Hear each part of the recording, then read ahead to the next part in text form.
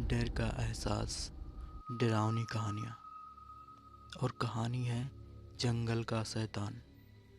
दोस्तों, ये कहानी मैंने आज इंटरनेट से ली है, जो एक लड़की ने अपने सोशल मीडिया अकाउंट पर पोस्ट किया हुआ था। तो चलिए आज हम उसी कहानी को आपके साथ शेयर करना चाहते हैं। उस लड़की का नाम प्रिया था, तो मैं इस कहानी को प्रिया की ज़ुबानी सुनाना चाहता हूँ। मेरा नाम प्रिया है और मैं 26 साल की हूँ। मैं शहर के एक ऑफिस में काम करती हूँ। मुझे छुट्टियों में शहर के भीड़ भाड़ से किसी गांव में मुझे समय बिताना बहुत अच्छा लगता है। और मेरा घर भी एक छोटे से गांव में ही है, और जो जंगल के बहुत ही किनारे पर बसा हुआ है। पर एक हादसे के बाद मैं वहां जाना छोड़ दी थी। बात आज से कुछ साल पहले की है। मैं रोज़ ऑफिस में काम करके थकी हारी एक दिन छुट्टियों में मैं अपने घर घूमने हुई गई थी। मैं ऑफिस के काम से मैं इतना थक गई थी कि मैं बहुत बोर हो गई थी। इसीलिए मैंने ऑफिस से छुट्टी लेने के बाद मैंने अपने घर घूमने जाने के लिए प्लान बनाया, क्योंकि मुझे आराम की बहुत सख्त ज़रूरत थी। मैंने अपना सामान पैक किया और अपनी कार से गांव की तरफ निकल गई। लेकिन जब तक मैं गांव पहुंची तब तक शाम हो चुकी थी, और मैं लॉन्ग ड्राइव करने की वजह से काफ़ी थक भी चुकी थी। मैंने घर का दरवाज़ा खोला और सीधा बेड पर जाकर लेट गई। मैं इतना थक चुकी थी कि मुझे थोड़ी ही देर में बहुत गहरी नींद आ गई थी। फिर मेरी नींद आधी रात को कार के अलार्म बजने की वजह से खुली। मैंने सुना कि मेरी कार का जो अलार्म था वो ज़ोर ज़ोर से बज रहा था। मैंने अपने रूम से निकली और खिड़की के पास जाकर देखने लगी। वहाँ पर कोई नज़र नहीं आ रहा था। फिर मैंने कार की चाबी ढूंढी और उस अलार्म को बंद किया और फिर वापस आकर सो गई। अभी मैं सोई ही थी कि तभी फिर से वो अलार्म बजने लगा, और मैंने इस बार वहीं पर लेटे ही लेटे उस चाबी से अलार्म को बंद कर दिया। फिर एक बार सन्नाटा पूरे रूम में छा गया था। अभी कुछ 5 मिनट बीते ही थे कि फिर वो अलार्म बजने लगा। फिर मैंने बेड पर पड़े ही पड़े सोचा, एक बार तो 2 बार तो चलता है, लेकिन ये बार बार अलार्म क्यों बज रहा है? कुछ तो बात है, बाहर चलकर देखना चाहिए।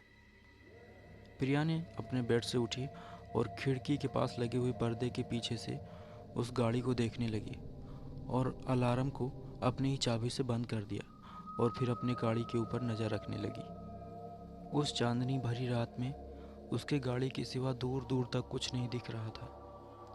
फिर भी वहाँ वो खड़ी होकर अपनी गाड़ी को ही देख रही थी। अभी 5 मिनट हुए ही थे कि तभी उसने एक भयंकर नज़ारा देखा। उसने देखा एक बहुत ही भयंकर लंबा और पतला काला आदमी झाड़ियों के पीछे से निकलता है और आकर उसकी गाड़ी पर नॉक करता है। उसकी गाड़ी जैसे ही अलार्म करने लगती है, वो झटाक से भाग के उस झाड़ियों में जाके घुस जाता है।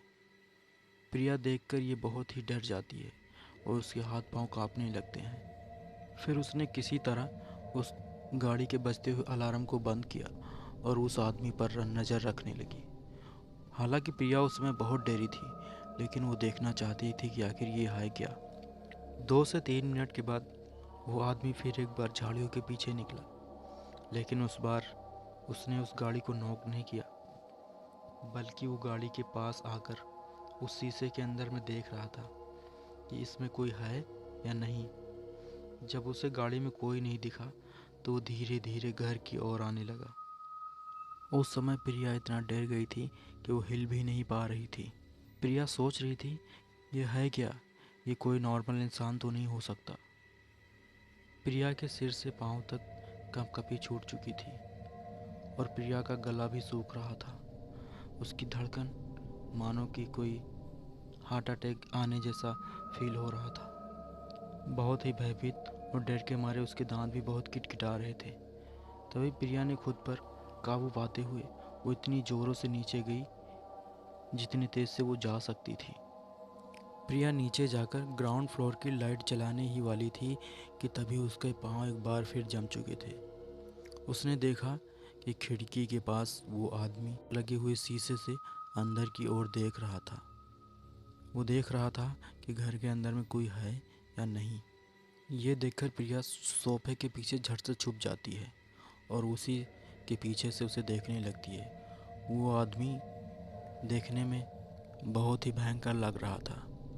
उसका शरीर मानो जैसा कोई राख के ढेर जैसा था, पूरा काला, और उसकी आंखें बिल्कुल काली सुरंग जैसी थी। उसके नाक की जगह पर दो बड़े बड़े गड्ढे बने हुए थे और उसके दांत पर दो दांत बाहर की ओर निकले हुए थे। पूरा राक्षस से कम नहीं लग रहा था। उसका चेहरा इतना भयंकर था कि प्रिया की नज़र उसके चेहरे से हट ही नहीं रही थी।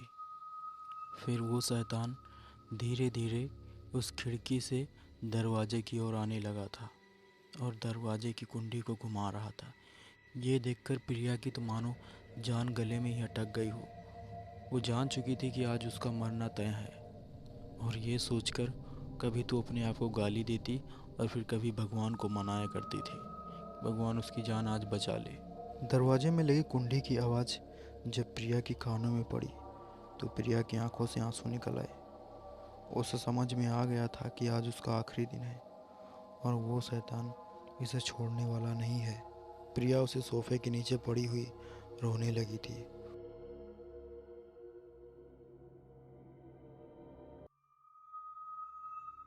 आंखों से आंसू निकल रहे थे, थमने का नाम ही नहीं ले रहे थे, और वो वहीं पर पड़े ही पड़े भगवान को मना रही थी।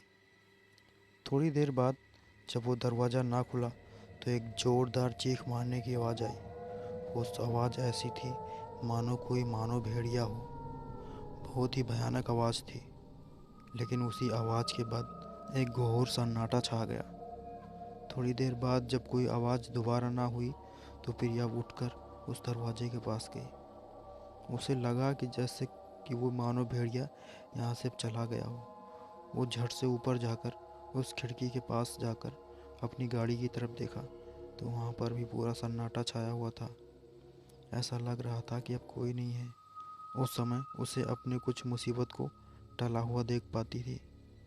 उसने मौके का फ़ायदा उठाते हुए वहाँ से अपनी गाड़ी की चाबी ली और निकल पड़ी शहर की तरफ।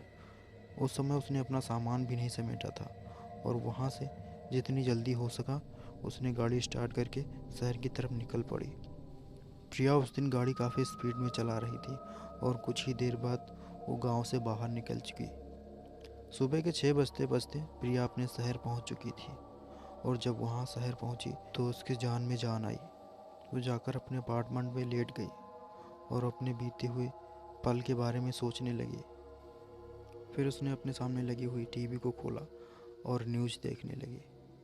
जैसे ही उसने न्यूज़ चैनल को लगाया ही था कि तभी उसमें मोटी मोटी हेडलाइन पर आने लगा, शहर से दूर वाले गांव में आज रात 2 लड़के गायब हो गई थी और सुबह उनकी डेड बॉडी मिली है जंगल में, और उनकी डेड बॉडी को ऐसे नोचा गया है कि उन्हें पहचाना नहीं जा रहा है।